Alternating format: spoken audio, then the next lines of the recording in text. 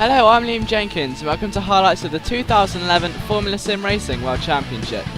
Round 13 is the Italian Grand Prix, taking place on one of the oldest F1 circuits on the calendar, a track which features plenty of long straights and only 8 corners. Monza will put the driver's concentration to the absolute limits.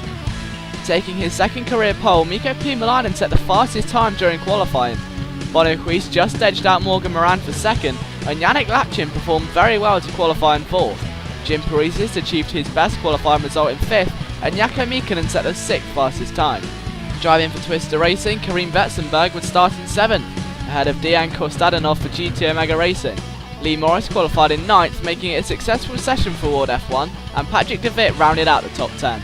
Blair Disney would start in 11th, ahead of Martin Gosby for Go Speed Racing, and a disappointing result for Dennis Earl had the Matt Corp driver qualify in 13th, ahead of Dimitri de Matos for Twister Racing. To the race start, and it was Jaakko Mykkänen who easily had the best launch off the line. Mikko Pymäläinen had a clean enough getaway to stay in front of Bono Huis into the braking zone. Mykkänen passed Paresis and challenged Laptin, and de Wit broke incredibly late up the inside, gaining 4 positions. Fortunately, the entire field managed to cleanly negotiate through the tricky opening corners. But into the Rogge chicane, Huis locked up and was forced to take to the gravel. He fed back in behind Moran, and meanwhile Paresis also came off the track, apparently suffering from technical issues with his vehicle. Mykkänen again challenged Lapchin into the Ascari, but this time the Finn stuck the pass.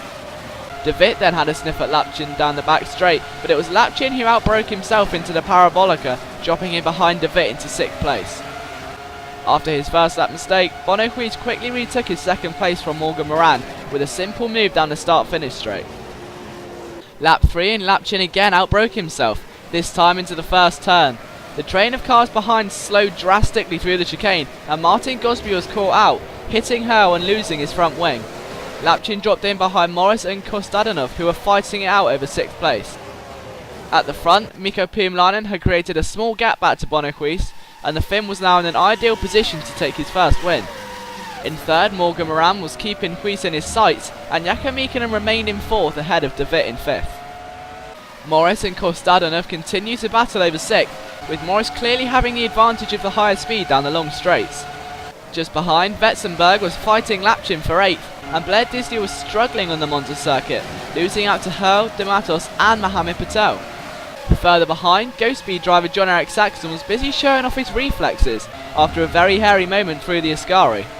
Things turned ugly in the midfield train on lap 7 when Vetsenberg attempted to pass Lapchin on the inside of the first Lesmo. Lapchin didn't anticipate the move and contact was made, sending Lapchin careering off the track and into the tyre barriers. As Kostadinov and Morris kept up their fight, Dennis Hurl became involved, and with the cars travelling 3 abreast into the tight chicane, Hurl completely missed his braking point and took the escape road. Lee Morris also cut the chicane and so was forced to give up the position to Kostadinov. The Bulgarian driver didn't waste any time establishing a gap back to Morris, slowly pulling away and beginning his pursuit of 5th place. Back at the front, Mikko Pymäläinen was being reeled in by Bono Huis, and on lap 11 Huis made the pass into the Rogge chicane for the race lead. However, Huis didn't appear to be faster than the Matt Corp driver, and over the following laps Pymäläinen was held up by the world champion, unable to retake the position. In 5th place, Patrick de Wit's race ended prematurely for the 2nd time in a row when the Dutchman lost control over the curb and slid helplessly into the Armco barrier. In 3rd place, Morgan Moran couldn't set a pace fast enough to escape from Jaakko Mykkänen, and on lap 20 the Precision Motorsports driver made a simple pass down the front straight to take over the final podium position. In 7th place, Lee Morris appeared to be holding up the 6 cars behind him. Hurl, Saxon, Patel, Van der Linden and both of the Twister cars were constantly swapping positions, but Morris's higher top speed prevented anyone from escaping the train. Some very close side-by-side driving was occurring on all parts of the circuit, and while there was some tyre rubbing of the cars, generally the drivers were doing a great job of keeping it clean. Eventually, Dennis Hurl made it clear of Morris and established a decent gap before the pit stops. Morgan Moran was the first of the front runners to pit, hoping that an early stop would help him leap Mykkänen, but the ATR driver emerged the pits immediately behind Hurl, and being held up he lost any hope of passing Mykkänen through the stops. A few laps later, both Pymäläinen and Mykkänen came into the pit lane, and Pymäläinen had an awkward split-second decision to make when Mykänen's pit box turned out to be a little too close for comfort. Mikkonen comfortably held on to his third place, and while an early stop hadn't worked for Moran, it worked wonders for his teammate Blair Disley, with the Australian lapping several of the midfield drivers to come out in 7th place, just in front of the Lee Morris train. Twister's strategy of staying out late didn't work. Both Vetsenberg and De Matos lost positions, and Mohamed Patel was handed a stop-and-go penalty for cutting a chicane, despite gaining next to no advantage. On lap 30, the midfield train started to fall apart, with several incidents occurring over a short period of time. After driving a mistake-free race, Lee Morris eventually made a blunder out of the Roglia chicane, losing 2 positions and releasing both Saxon and Vetsenberg. However, on the following lap, Saxon then span his car out of the opening chicane, dropping him all the way back down into 12th. Further ahead, a slight mistake from Karim Vetsenberg was all that was needed to destroy his Twister racing machine, and after a brief battle, De Matos lost traction out of the Roglia chicane and spun Morris around, causing Paresis to lose his front wing. De Matos waited for Morris to recover, slowing right down and waiting for the Ward F1 car to pass him.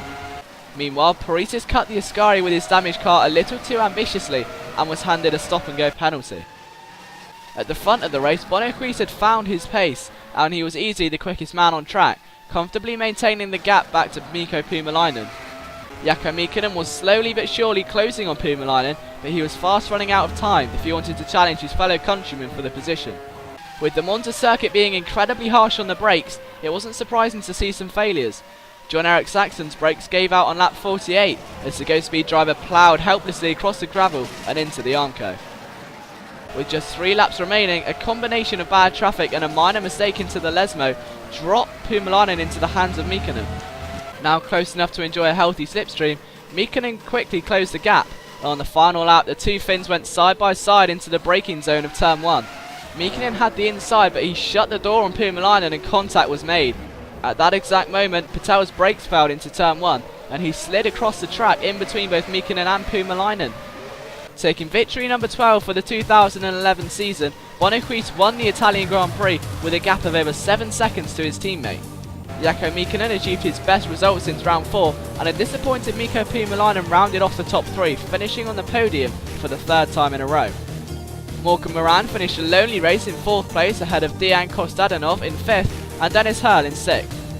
Clever pit strategy helped Blair Disley finish in 7th, and Lee Morris held off Dimitri de Matos to take 8th place. Steering clear of all midfield incidents, Marcel van der Linden picked up the last of the points in 10th, and Jim Paresis was the last of the finishers in 11th place. Mikkonen now has a slight edge over Puumalainen in the race for 2nd place, although with 3 rounds still remaining there's still plenty of opportunity for even the Twister drivers of Kirchhoff and Nilsson to quickly catch back up.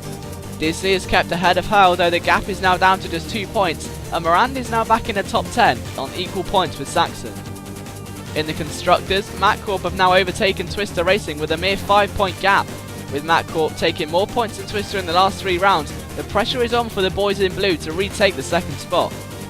As Too Fast For You failed to score this weekend, ATR Silverline are now just 9 points behind, and down in 8th place, GT Omega Racing have overtaken Fast and Speed.